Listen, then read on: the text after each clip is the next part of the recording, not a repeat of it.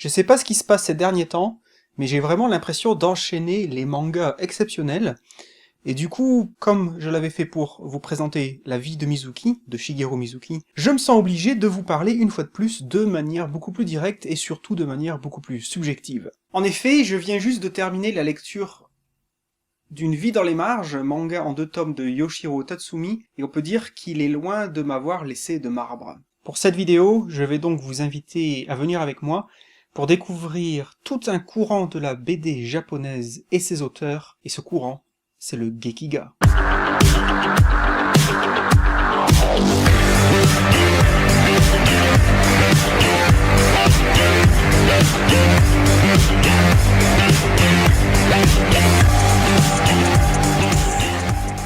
Avant toute chose, un petit mot sur l'édition. C'est le même éditeur que Vie de Mizuki, donc c'est Cornelius, donc on a vraiment tout à fait le même genre de livre. Alors le manga se compose de 2 tomes, chaque tome fait à peu près 500 pages, un peu moins de 500 pages.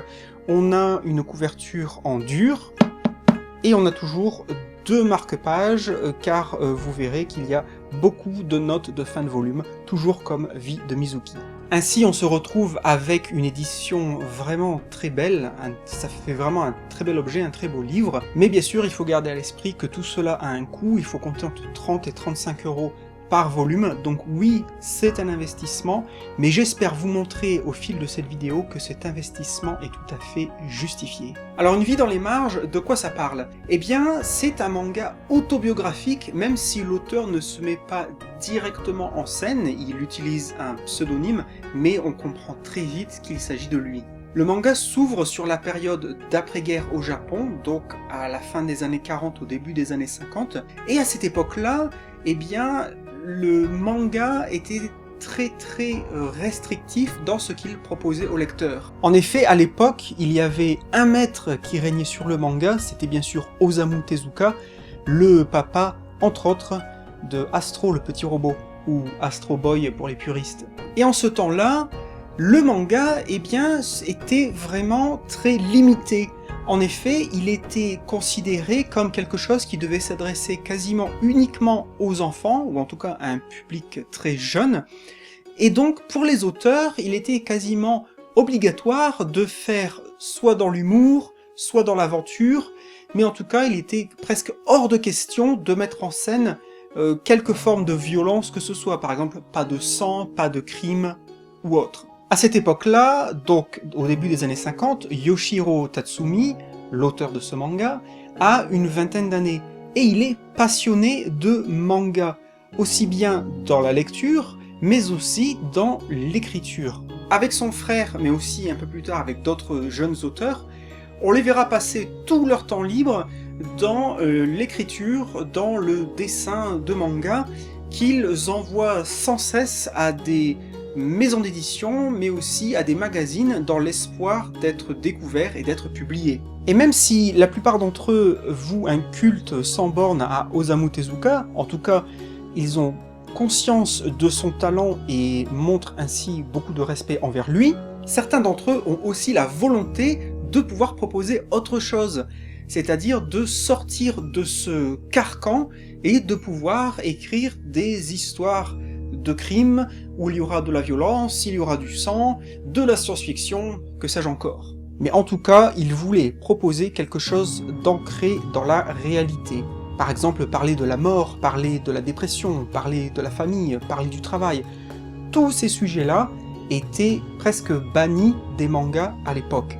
En effet, on trouve là le sens premier du mot manga, image dérisoire. Faire un manga, eh bien ça voulait dire faire rire son public, le divertir, mais certainement pas le faire réfléchir d'une certaine manière.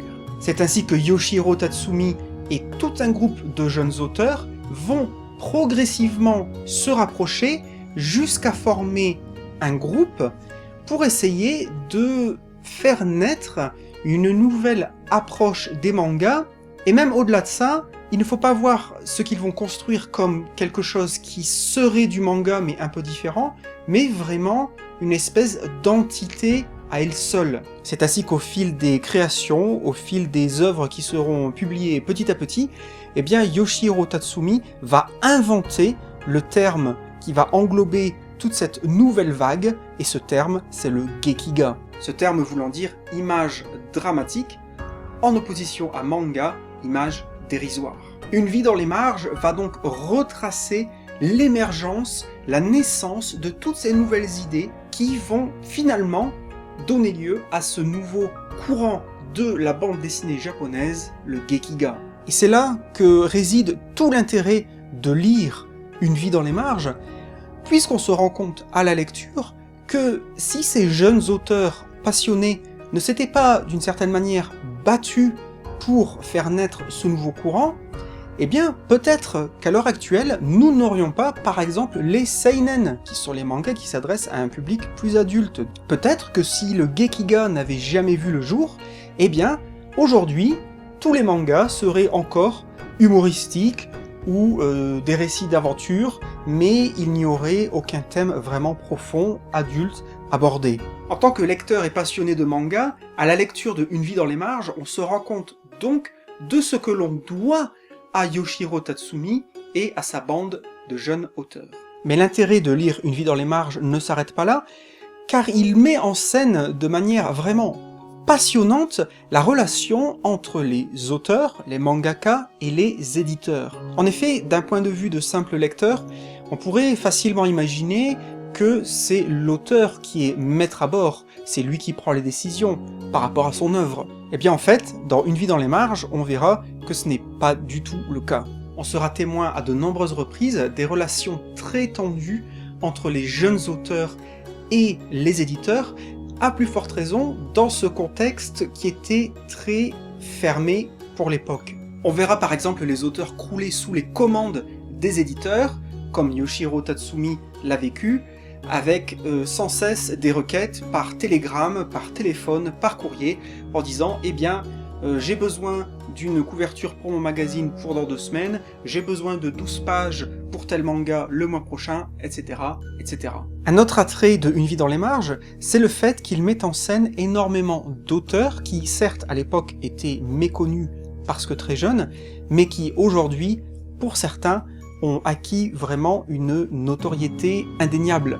Il est donc très intéressant de voir comment ils ont émergé dans cette culture du manga. Une vie dans les marges est un manga vraiment passionnant, fascinant, qui nous apprend énormément de choses sur à la fois la période, avec toutes les références culturelles que cela englobe, mais également sur tout le système du manga au Japon, sur toutes les relations entre auteurs et éditeurs. À l'image du Gekiga lui-même, le manga, ici présent, est très ancré dans la réalité. Certes, il y a un peu d'humour ici ou là, mais il joue vraiment la carte de la curiosité culturelle. À défaut de pouvoir possiblement le posséder, c'est vraiment un manga à lire si vous êtes un tant soit peu passionné par l'histoire du manga, et aussi si vous êtes curieux de découvrir l'origine de beaucoup des auteurs de ce milieu.